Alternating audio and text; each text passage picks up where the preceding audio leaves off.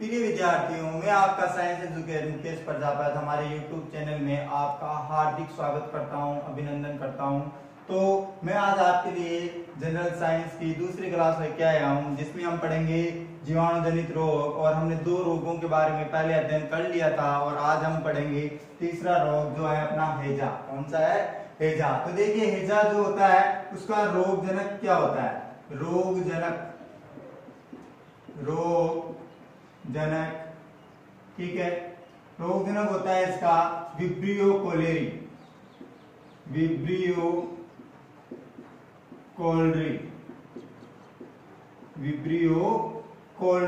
इसका रोगजनक होता है।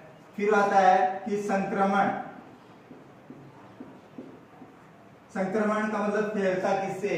ठीक है, तो ये फैलता है गंदगी युक्त भोजन करने से। गंदगी युक्त भोजन करने से और खाद्य पदार्थों के डायरेक्ट संपर्क में आने से। खाद्य पदार्थों के सीधे संपर्क में आने से।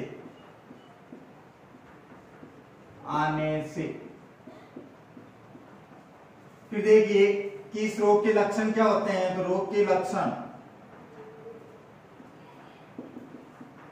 रोग का लक्षण होगा कि मांसपेशियों में ऐंठन रहती है। मांसपेशियों में ऐंठन, प्रयास रहित जलीय मल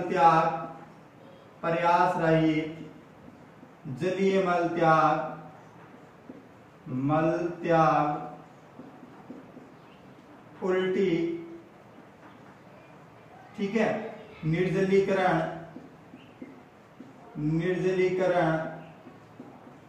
इत्यादि। तो मैंने देखो क्या क्या बताया अभी कि रोगजनक जो होता है वो क्या होता है? विब्रियो कोलेरी रोग। संक्रमण किससे फैलता है? गंदगी युक्त भोजन करने से तथा खाद्य पदार्थों के सीधे संपर्क में आने से। और लक्षण कौन कौन से हैं? मांसपेशियों में ऐंठन रहती है, प्रयास रहित जलीय मल त्याग, यानी कि बिना प्रयास के ही यानी कि हमें दस्त लगना प्रारंभ हो जाती है, उल्टी है और निर्जलीकरण है, ठीक है। फिर बात आती है कि प्रतिरक्षीकरण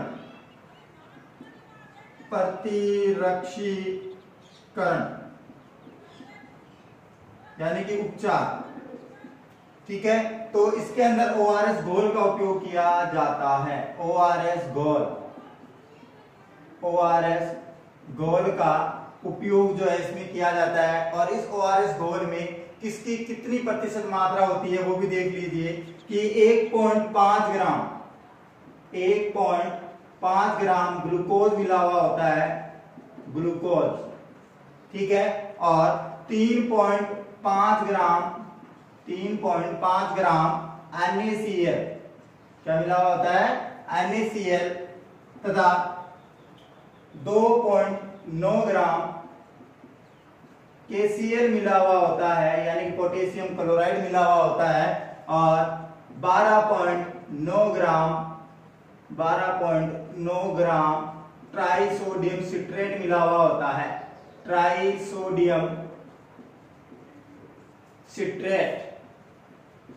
सिट्रेट मिला हुआ होता है। और इसे ये जो पूरा मिश्रण है इसको प्रति 1 लीटर पानी में घोल कर दिया जाता है। कितने लीटर पानी में? प्रति 1 लीटर पानी में, प्रति 1 लीटर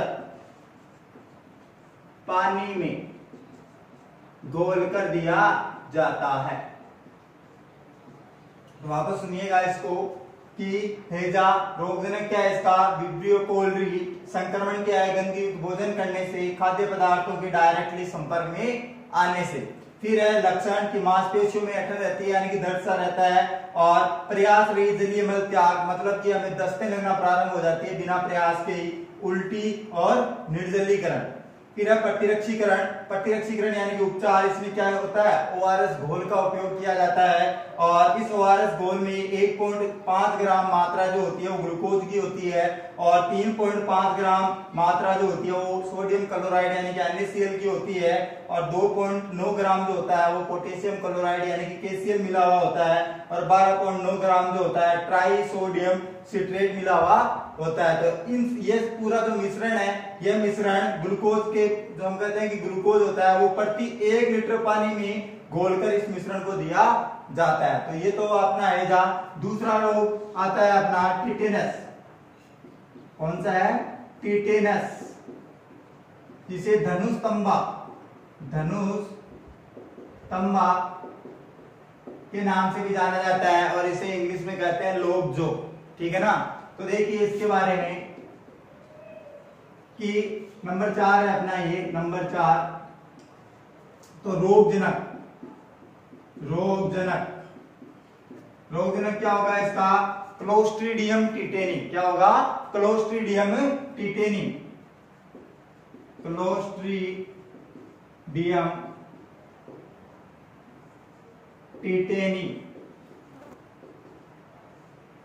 ठीक है। फिर बात आती है संक्रमण की, कि संक्रमण कैसे फैलता है। इस रोग का संक्रमण फैलता है कि जीवाणु जो होते हैं वो बीजाणुओं के शरीर में प्रवेश कर जाते हैं। संक्रमण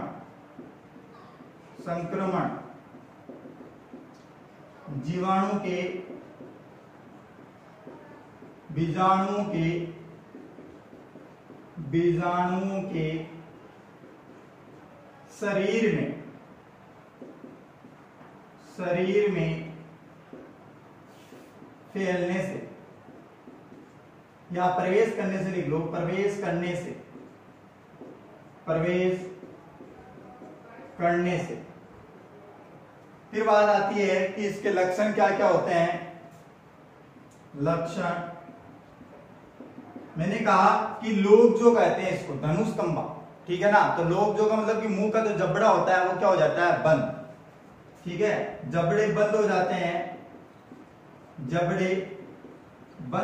हैं। दूसरा, पेशियों में दर्द रहता है, पेशियों में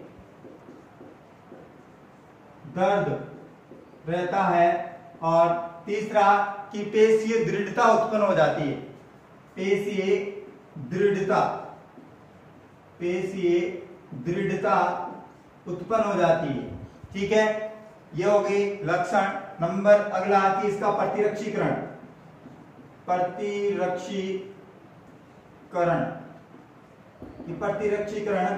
क्या होगा इसका उपचार, क्या होगा उपचार होगा कि 24 घंटे के भीतर ATS का टीका लगाया जाता है। ATS यानी कि क्या होगी इसकी full form, anti terrorist squad. ठीक है, यानी कि आतंकवादी निरोधक दस्ता। ATS आतंकवादी निरोधक दस्ता, ठीक है ना, का टीका लगाया जाता है। टीका लगाया जाता है। तो अब देखिए मैंने कहा टिटनेस, तो टिटनेस के बारे में कि रोग में क्या होता है, क्लोस्ट्रीडियम टिटेनी होता है। अब देखिए जो ये जीवाणु है क्लोस्ट्रीडियम टिटेनी, ये होता है अपना ग्राम धनात्मक जीवाणु। कैसा जीवाणु होता है, ग्राम धनात्मक। अब देखिए ग्राम धनात्मक का मतलब क्या होता है कि जब ग्राम अभिरंजन परीक्षण किया जाता है तो उसमें जो क्रिस्टल वायलेट का जो रंग होता है उससे ये सना हुआ होता है और उसके रंग को क्या करता है, ये पकड़ लेता है। क्रिस्टल वायलेट का रंग से ये सना हुआ होता है और उसका क्या पकड़ लेता है, उसके रंग को पकड़ लेता है। और कौन से रंग का हो जाता है, नीले या जामुनी रंग का हो जाता है ये। ठीक है, और इसकी फिर बात आती है कि ये सलाका के आकार का होता है। किसके आकार का होता है, सलाका। जैसे मैं यहां लिख देता हूं सलाका। अब देखिए सलाका क्या होती है। सलाका जो है एक छोटी सी छड़ी होती है। ठीक है, और इसका उपयोग जो है प्राचीन भारतीय संस्कृति में किया जाता था और ये हमारे वैज्ञानिक परिष्कृत और एक मूल्यांकन विधि थी प्राचीन भारत की। ठीक है, तो शलाका ये है। और ग्राम धनात्मक का मतलब आप समझ गए होंगे कि ग्राम धनात्मक क्या होता है कि जब ग्राम अभिरंजन परीक्षण किया जाता है तो क्रिस्टल वायोलेट, नाम क्या है, क्रिस्टल वायोलेट, क्रिस्टल वायोलेट, ठीक है ना, उसके रंग से सने हुए होते हैं, ठीक है, और उसके रंग को क्या कर लेते हैं, पकड़ लेते हैं, रंग को क्या कर लेते हैं, पकड़ लेते हैं, और कौन से रंग के हो जाते हैं, नीले या जामुनी रंग के हो जाते हैं, नीले या जामुनी रंग के हो जाते हैं। तो अब देखिए मैं वापस इसको बता देता हूं कि टिटनेस रोग में क्या है, क्लोस्ट्रीडियम टिटेनी, ठीक है, ग्राम धनात्मक जीवाणु है। संक्रमण क्या होता है, जीवाणु के बीजाणु के शरीर में प्रवेश करने से होता है, यानी जो जीवाणु है कौन से, क्लोस्ट्रीडियम टिटेनी, ये बीजाणु के शरीर में क्या कर जाते हैं, प्रवेश कर जाते हैं, फिर ये संक्रमण फैल जाता है। लक्षण क्या है कि जबड़े बंद हो जाते हैं, जबड़े लोग जो कहा जाता है इस रोग को, तो वो जबड़े बंद हो जाते हैं, पेशियों में क्या रहता है, दर्द रहता है, और पेशीय दृढ़ता भी बनी हुई रहती है। फिर है प्रतिरक्षीकरण यानी कि उपचार, तो 24 घंटे के भीतर एक टीका लगाया जाता है, और उस टीके का नाम क्या है, एटीएस, और इसकी फुल फॉर्म क्या है, आतंकवादी निरोधक दस्ता। तो आप इसका स्क्रीनशॉट ले लीजिए।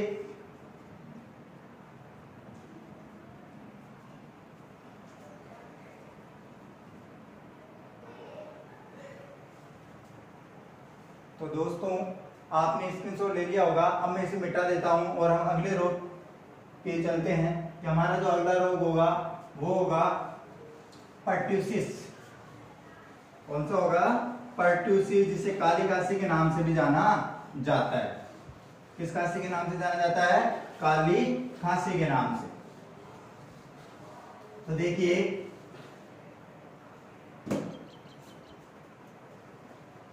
नंबर 5 पर्ट्यूसिस या काली खांसी।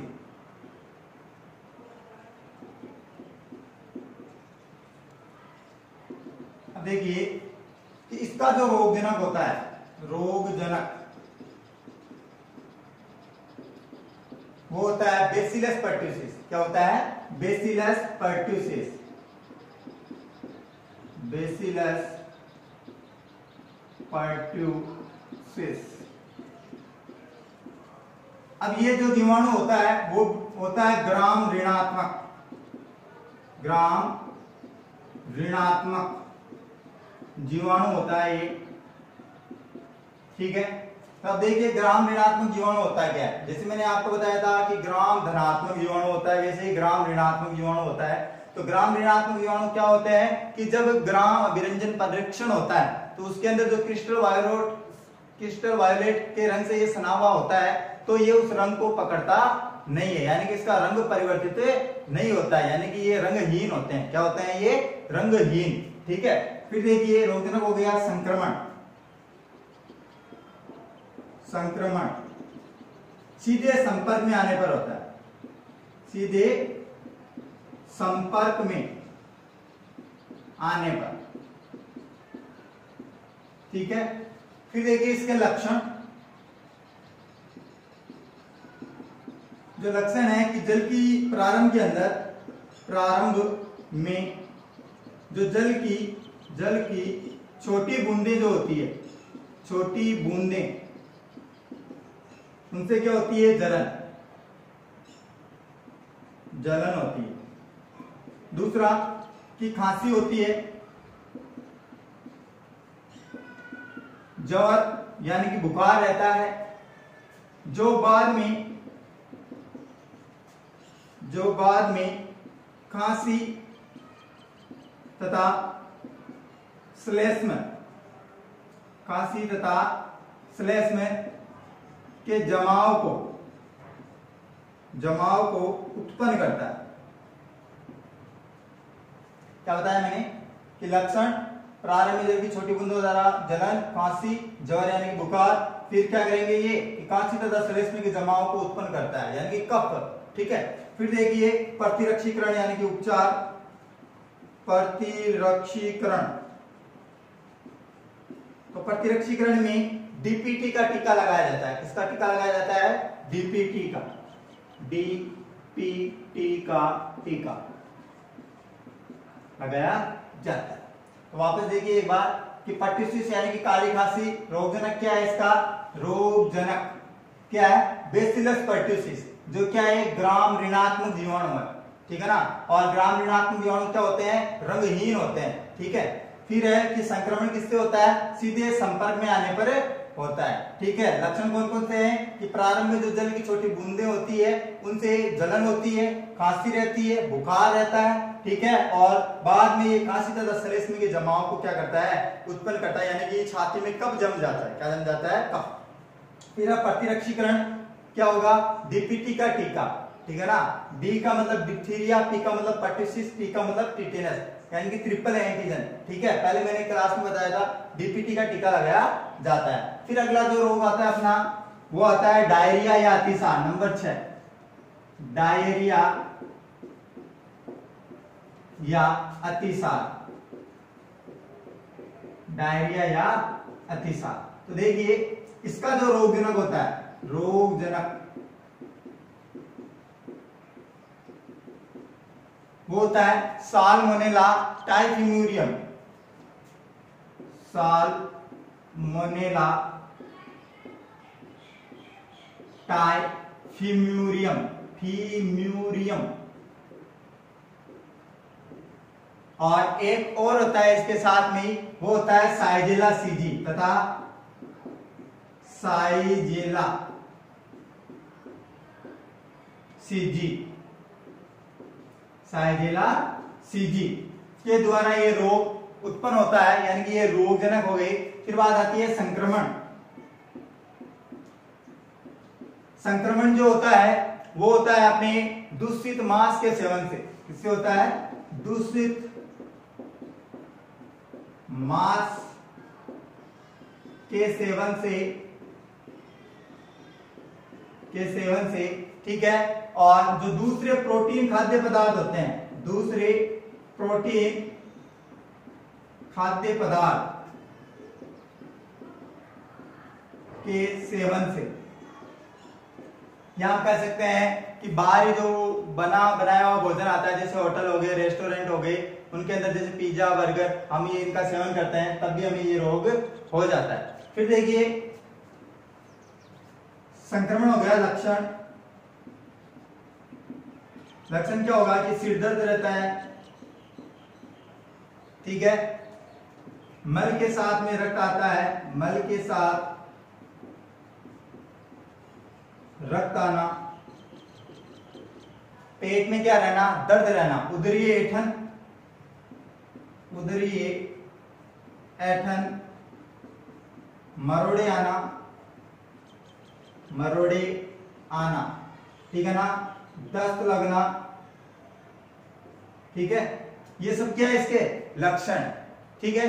तो अब देखिए एक बार वापस सुनिएगा इसको कि डायरिया या अतिसार रोगजनक क्या है? साल्मोनेला टाइफिम्यूरियम तथा साइजेला सीजी जीवाणु के कारण ये रोग होता है। फिर है संक्रमण कि ये दूषित मांस के सेवन से फैलता है, दूसरे प्रोटीन खाद्य पदार्थों के सेवन से फैलता है, या हम कहें कि जो बाहरी पदार्थ होते हैं उनके सेवन से, यानी जैसे पिज्जा बर्गर मैंने बताया आपको, ठीक है ना, फास्ट फूड, ठीक है ना, उससे फैलता है। फिर है लक्षण कि सिर दर्द रहता है, मल के साथ में रक्त आता रहता है, शीघ्र ही रक्त आना प्रारंभ हो जाता है, उदरी ऐंठन यानी पेट में दर्द रहता है, और मरोड़े आना और दस्त इसके अंदर लगती है। अब बात आती है इसके प्रतिरक्षीकरण की, उपचार की। प्रतिरक्षीकरण, ठीक है। तो इसका हम कह सकते हैं कि बचाव क्या है? उपचार है, यानी कि घर में बनी हुई चीजों को हमें खाना चाहिए, बाहर बनी हुई वस्तुओं का हम कहें कि जितने भी फास्ट फूड होते हैं उनका हमें सेवन नहीं करना चाहिए, ठीक है। धन्यवाद दोस्तों। तो आज के लिए इतना ही। आपको हम अगली क्लास में मिलेंगे जीवाणु जनित रोगों के साथ में। तो मैं आपसे कहता हूं कि अगर आप लोगों ने हमारे चैनल को सब्सक्राइब नहीं किया है तो जल्दी से सब्सक्राइब कर लीजिए, ताकि आने वाले वीडियो के नोटिफिकेशन आपको मिलते रहे। धन्यवाद।